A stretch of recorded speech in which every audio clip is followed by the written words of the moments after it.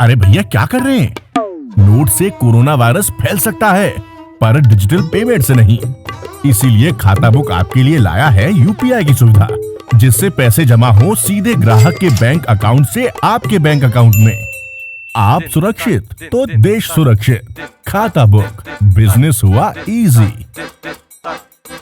मेरे पास ये एक तस्वीर है इस वक्त, और ये तस्वीर दरअसल अरुण जी आपने ही ट्वीट की थी जब आप रामायण सीरियल के टेलीकास्ट को देख रहे थे, जिसमें आपका पूरा परिवार इस तस्वीर में साथ बैठकर लिविंग रूम में टीवी देख रहा है, और आपका पोता भी यहाँ पर मुझे ग्रैंड चाइल्ड जो है वो दिखाई दे रहा है।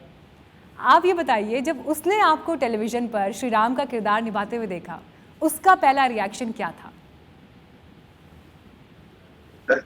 नहीं, ये आज ही बात पहली बार तो नहीं है कि राम का किरदार निभाते हुए देखा है, क्योंकि घर में कभी ना कभी रामायण चलती तो रहती है।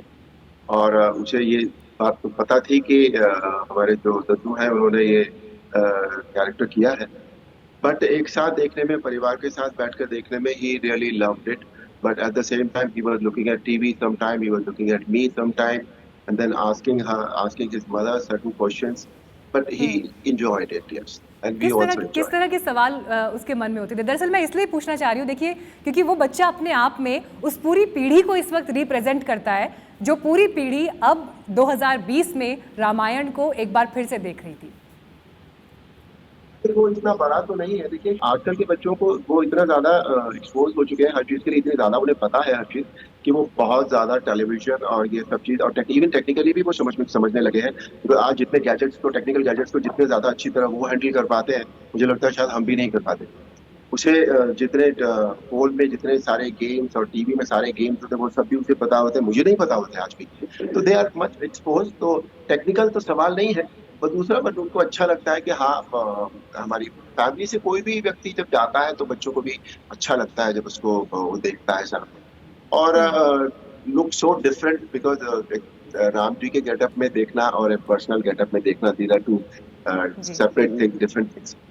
तो अच्छा लगा उसको। छोटे मोटे सवाल उन्होंने पूछे जरूर, बाकी सारे सवाल आज के बच्चों को खुद पता होते हैं उनके। अरुण जी, कुछ दिन पहले मैंने मोती सागर जी का इंटरव्यू किया, और इस इंटरव्यू में जब मैंने उनसे ये पूछा कि उस दौरान शूटिंग किस तरह से होती है, पहली बार आइडिया कहाँ से आया कि हमें रामायण पर धारावाहिक बनाना चाहिए, तो उनका ये कहना था कि जब वो छोटे थे तो उनके घर में हर वीकेंड रामायण का पाठ हुआ करता था, और वो पाठ इस तरह से होता था जिसमें सोसाइटी के जो बहुत इन्फ्लुएंशियल लोग हैं, स्कॉलर्स हैं, म्यूजिशियंस हैं, जो उस दौर के बड़े म्यूजिशियन रहे, टीचर्स रहे, वो वहाँ बैठते थे और रामचरितमानस की हर चौपाई पर टिप्पणी किया करते थे, और बड़े डिस्कशंस होते थे कि अगर इस किरदार को, इस कहानी को आपको कहना है तो कहीं यहाँ पर कुछ गलत ना हो जाए, इसका मीनिंग सही तरह से आगे जाना चाहिए। और इतने डिस्कोर्स के बाद जाकर उसने धारावाहिक की शक्ल ली। आपके लिए वो अनुभव कैसा था? It's an experience of a lifetime, you could say that, because मेरे लिए ये था कि मेरे मन में आया था कि मुझे राम का चरित्र करना है, तो मेरे लिए तो ये बहुत इम्पोर्टेंट था शायद।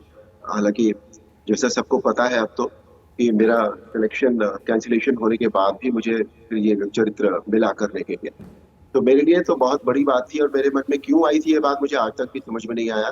बाद में समझ में आया कि शायद राम जी चाहते थे कि वो अपना नाम मेरे साथ जोड़ दें, मुझे बहुत सारा नाम मिले, बहुत सारा प्यार मिले, बहुत सारी इज्जत मिले।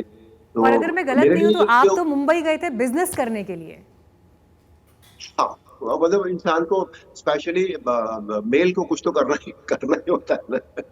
अगर पीछे से बाप दादाओं के जमाने से विरासत में पैसे नहीं मिले हैं तो कुछ तो करना ही होता है। तो मैं या तो नौकरी करता या बिजनेस करता, तो मुझे बिजनेस शायद ज्यादा सूट करता था।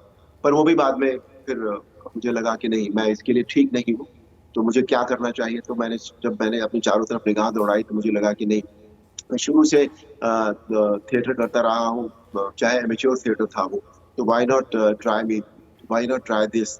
तो फिर मैंने फिल्मों की तरफ निगाह की, तो 77 से, और आप देखिए रामायण आई थी 87 तक, तो तब तक मैं फिल्में कर रहा था। विक्रम बेताल भी किया था सागर साहब के साथ। तो बस सारा कुछ ऐसे ही चलता रहा, और फिर जब रामायण आ गई तो उसके बाद तो फिर सारी चीजें रामायण तक ही केंद्रित होकर रह गई। पूरा जीवन जो है तो रामायण ने जो कुछ दिया है उसकी आशा नहीं थी। बहुत जी। ही ज्यादा, मतलब इट्स अ प्लेजेंट सरप्राइज कि रामायण ने इतना सब कुछ मुझे दिया, इतनी इज्जत दी। और आज भी अब जब दोबारा रामायण आई है दूरदर्शन पर, तो तब तो जो उन्होंने उसमें रिकॉर्ड्स क्रिएट किए हैं वो अपने आप में बहुत बड़े हैं।